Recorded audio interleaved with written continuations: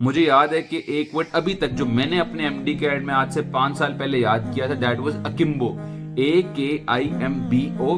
और उसमें वो वाली मीम बनी हुई थी जो पाकिस्तान का किसी टीम के साथ मैच था और उसमें एक बंदा जो गंजा सा था वो यूं करके खड़ा हुआ था। और अकिम्बो का मतलब ही ये था कि आपने इस पोस्चर के साथ जो है जब आप खड़े होते हो with hands on your waist, इसका मतलब होता है अकिम्बो। तो ये मुझे अभी तक याद है।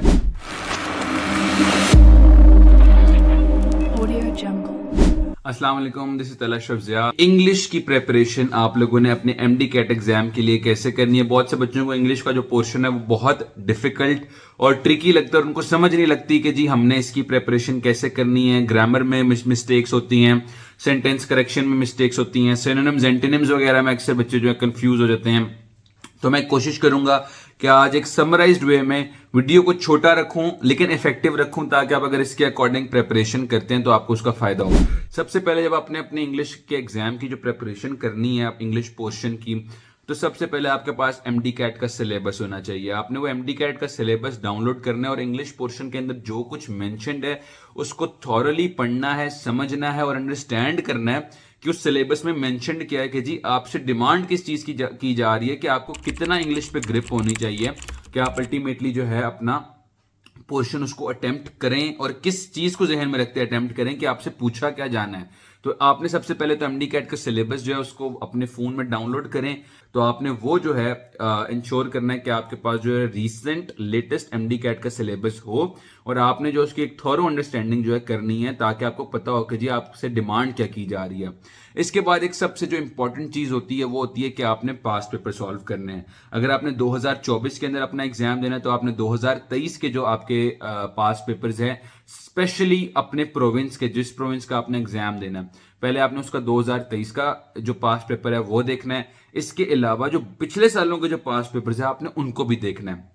ये देखने से आपको यह आइडिया होगा, सबसे पहले तो आपको यह पता चलेगा कि जी आपके एग्जाम में इंग्लिश से रिलेटेड जो पोर्शन है उसमें आते किस किस तरह के सवाल हैं। आया कि उसमें ग्रामर के सवाल आ रहे हैं या नहीं आ रहे, उसमें सेंटेंस कंप्लीशन के सवाल आ रहे हैं कि नहीं आ रहे, उसमें सिनोनिम्स आ रहे हैं कि नहीं आ रहे, उसमें एंटोनिम्स आ रहे हैं कि नहीं आ रहे, उसमें इस तरह की कोई क्या क्या चीजें आ रही है। यानी आपके एग्जाम के अंदर, आपके प्रोविंस का जो एग्जाम होना है उसके अंदर इंग्लिश के पोर्शन में सवाल आते कौन कौन से हैं, आपको सबसे पहले तो इसकी अंडरस्टैंडिंग होनी चाहिए।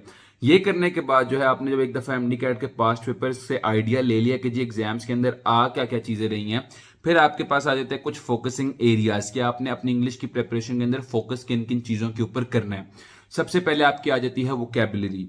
वोकैबुलरी आपकी जो है वो 208 वर्ड्स जो है वो आज से 1-2 साल पहले जो आप लोगों का सिलेबस अनाउंस किया गया था उसके अंदर वो 208 वर्ड्स थे।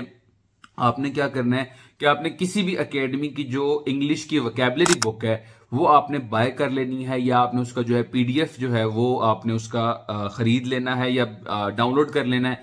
और उस पीडीएफ से आपने कोशिश करनी है कि डेली के 5 से 10 वर्ड्स आपने याद करने हैं। और उन वर्ड्स को याद करने की ट्रिक ये होती है कि आपने कोशिश करना है कि किसी ऐसी बुक का इंतखाब करें जिसके आगे उस वर्ड से रिलेटेड कोई पिक्चर भी बनी हो, क्योंकि इट इज साइंटिफिकली प्रूवन कि आपकी जो पिक्टोरल मेमोरी होती है वो ज्यादा लंबी जो है लास्ट करती है।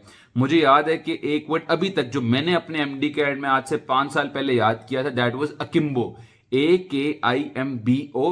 और उसमें वो वाली मीम बनी हुई थी जो पाकिस्तान का किसी टीम के साथ मैच था और उसमें एक बंदा जो गंजा सा था वो यूं करके खड़ा हुआ था। और अकिम्बो का मतलब ही ये था कि आपने इस पोस्चर के साथ जो है जब आप खड़े होते हो with hands on your waist, इसका मतलब होता है अकिम्बो। तो ये मुझे अभी तक याद है। जब आपने वोकैबुलरी करनी है तो the choice of the right resource is very important. Words बच्चे किसी ना किसी तरह याद कर लेते हैं। कुछ बच्चे होते हैं कि जी वो सिनोनिम्स एंटोनिम्स का रट्टा मारने लग जाते हैं। अगर किसी वर्ड के 10 सिनोनिम्स हैं, 10 के 10 सिनोनिम याद करेंगे, लेकिन ये मेरी बात याद रखिएगा कि जब आप एग्जाम में बैठेंगे ये भी पॉसिबल है कि आप जो 10 सिनोनिम याद कर रहे हैं कोई वो 11वां सिनोनिम उसका निकाल के जो है आपकी ऑप्शंस में दे दे जिसका आपने पढ़ा ही ना हो। तो कोशिश करें कि आप जब आपने पास पेपर्स करेंगे तो भी आपको आइडिया हो जाएगा, लेकिन जब आपने वोकैबुलरी की प्रेपरेशन करनी है तो आपको पता हो कि जी आपने उसको तैयार किस तरह करना है। पिक्टोरल मेमोरी पे फोकस करना है। सिनोनिम्स एंटोनिम्स एक दो आप अगर याद कर लें तो दैट इज इनफ, लेकिन मेन आपका focus should be on the pectoral memory के लफ्ज का मतलब क्या है, क्योंकि कुछ प्रोविंसेस के एग्जाम जो होते हैं उसके अंदर वो एक वर्ड नहीं देते कि जी वर्ड लिखा होगा और नीचे का होगा जी इसका सिनोनिम बताओ। कुछ में होता है कि वो एक सेंटेंस फॉर्म में वर्ड लिखा होता है, तो जब सेंटेंस फॉर्म में वर्ड लिखा हो तो वैसे ही उसका मतलब अखज करना जो है वो ईजी हो जाता है उसमें। इसके अलावा जो दूसरा आपका फोकसिंग एरिया होगा that would be your tenses and sentence structure.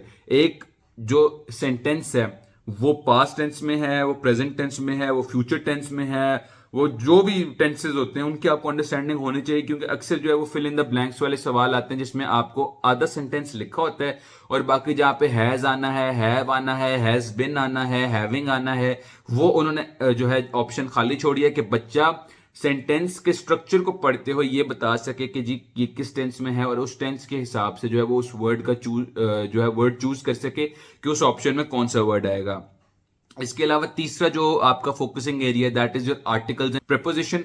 Preposition बड़ी इंपॉर्टेंट चीज होती है क्योंकि इसकी प्रेपरेशन आप लोग अपने सेकंड ईयर एफएससी के अंदर भी करेंगे और ये आपके एमडी कैट का जो एग्जाम होता है उसके अंदर भी बड़ा इंपॉर्टेंट होता है। और ये प्रेपोजिशन होती क्या है कि जी I am sitting in my room है, या इन साइड माई रूम है, एट माई रूम है, ऑन माई रूम है, आउट माई रूम है, जो भी है, यानी उस वर्ड के बाद जो एक आता है ना कि इन है, आउट है, I am, my phone is on the table, in the table, over the table, क्या आएगा। तो ये चीजें जो होती है प्रेपोजिशन होती है बड़ी इंपॉर्टेंट होती हैं आपकी एग्जाम पॉइंट ऑफ व्यू से, एफएससी के अंदर भी और एमडी कैट के अंदर भी। इसके अलावा जो चौथा आपका फोकसिंग एरिया है that would be your punctuation and spelling. Spelling mistakes जो है और पंक्चुएशन ये बड़ी इंपॉर्टेंट होती हैं, कहाँ पे कॉमा आना है, कहाँ पे फुल स्टॉप आना है, कहाँ पे एक्सक्लेमेशन मार्क आना है, कहाँ पे इन्वर्टेड कॉमाज आने हैं, कहाँ पे जो है वो कॉलन आना है, सेमी कॉलन वगैरह आना है। और दूसरा स्पेलिंग आ जाती है कि कुछ वर्ड्स, वही बात है कि जो आपने वोकैबुलरी के वर्ड्स करने हैं उसमें कुछ इस तरह होता है कि वो अक्सर स्पेलिंग गलत लिख के कहते हैं कि जिसकी सही वाली स्पेलिंग जो है ना बताओ, या फिर वो ऑप्शन जो उन्होंने दी होती हैं उसमें वर्ड एक ही होता है लेकिन उसकी स्पेलिंग आगे पीछे की होती है, तो आपको स्पेलिंग भी वर्ड्स की आनी चाहिए। और जो पांचवा आपका फोकसिंग एरिया है वो आपकी सब्जेक्ट वर्ब एग्रीमेंट के ऊपर आता है और इसमें बात वही है कि आप जब प्रैक्टिस करोगे, आप लेक्चर्स लोगे, आप किसी बुक से प्रिपेयर करते हो, आप किसी एकेडमी के टेस्टों से, किसी एकेडमी की बुक से आप उसकी प्रिपरेशन करते हो, आप पास पेपर्स करते हो, तो अल्टीमेटली ये सारे आपके जो एरियाज हैं इनको आप कहीं ना कहीं कर लोगे। और वही बात यह कि सिर्फ रूल पढ़ लेना इनफ नहीं होता, उस रूल की प्रैक्टिस करना, उसको अप्लाई करना आना जो है बड़ी इंपॉर्टेंट चीज होती है, तो आपने उसको जो है वो उसका ख्याल करना है। तो वोकैबुलरी के बारे में जो एक हैक बताया जाता है वो यही होता है कि आपने लर्न करना है, आपने मेमोराइज करना है, आपने उसको रिवाइज करना है और आपने फिर उसको अप्लाई करना है पेपर के अंदर। और ग्रामर के बारे में भी यही कहा जाता है कि आपने लर्न किया रूल को, आपने मेमोराइज किया रूल को और फिर आपने उसकी प्रैक्टिस करना और अप्लाई करना है और आपको पता होना चाहिए कि आपने उसको अप्लाई किस तरह से करना है।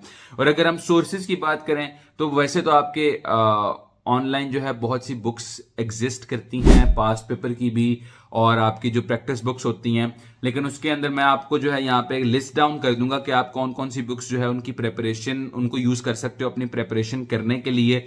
पास्ट पेपर्स की हैं, इंग्लिश की कुछ स्पेसिफिक बुक्स भी हैं, उनको आप करोगे तो इंशाल्लाह आपकी बेहतरीन जो है प्रेपरेशन हो जाएगी और अल्टीमेटली आप जो है अपने एमडी कैट का जो इंग्लिश का पोर्शन है उसको एस कर सकोगे और उसमें अच्छे मार्क्स सिक्योर कर लोगे। जज़ाकल्लाह।